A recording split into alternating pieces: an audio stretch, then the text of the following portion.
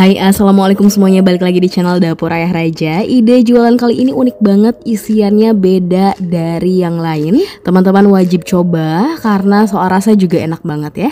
Jadi langsung saja kita ke videonya, tapi sebelumnya bantu dulu channel kami makin berkembang dengan cara subscribe, like, komen, dan share biar kita makin semangat bikin video-video berikutnya.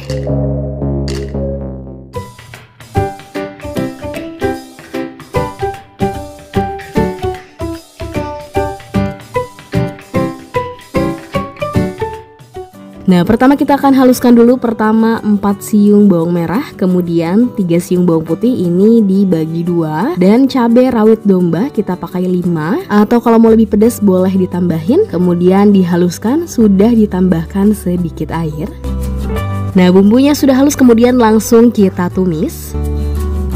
Tambahkan 1 batang daun serai, sudah dibagi 2 dan sudah dipotong seperti ini agar aromanya lebih keluar. Kemudian 2 lembar daun salam, 2 iris lengkuas, kemudian kunyit bubuk. Tambahkan sedikit saja, sekitar setengah sendok teh. Dan sekitar setengah sendok teh lada bubuk. Diaduk dulu.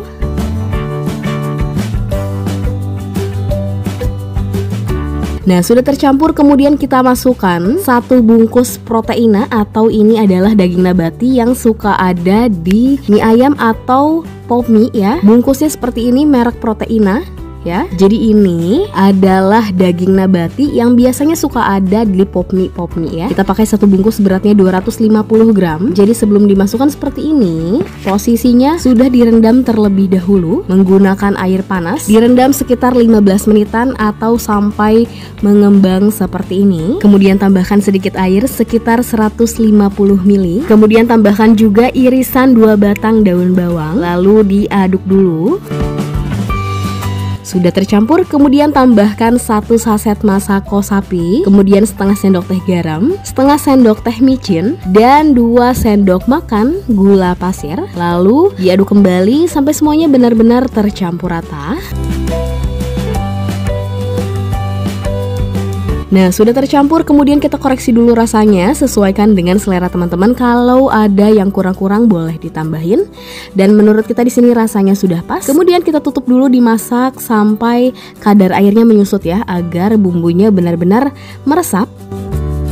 Nah, seperti ini sudah benar-benar matang, bumbunya juga sudah benar-benar meresap ya. Kadar airnya sudah hilang, sudah kering. Ini sudah cukup ya. Langsung kita matikan api kompornya dan bisa diistirahatkan dulu sampai tidak terlalu panas.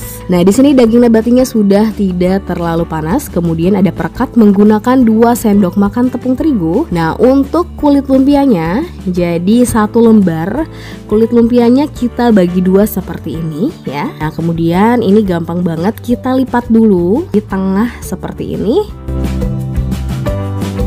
Kemudian dilipat kembali membentuk kerucut ya. Jangan lupa bagian ujungnya tambahkan perekat. Pastikan bagian ujungnya, bagian atasnya benar-benar tertutup agar nanti tidak bocor ya, menghindari kebocoran. Kemudian tinggal ditutup seperti ini. Sudah membentuk kerucut ya. Kemudian selanjutnya baru isi dengan daging nabatinya. Isi secukupnya. Kalau sudah, tinggal dilipat, lalu tambahkan perekat. Kemudian kedua sisinya juga tambahkan lagi perekat, dilipat seperti ini. Hasilnya membentuk kerucut, cantik banget, unik banget. Kita akan selesaikan dulu sisanya.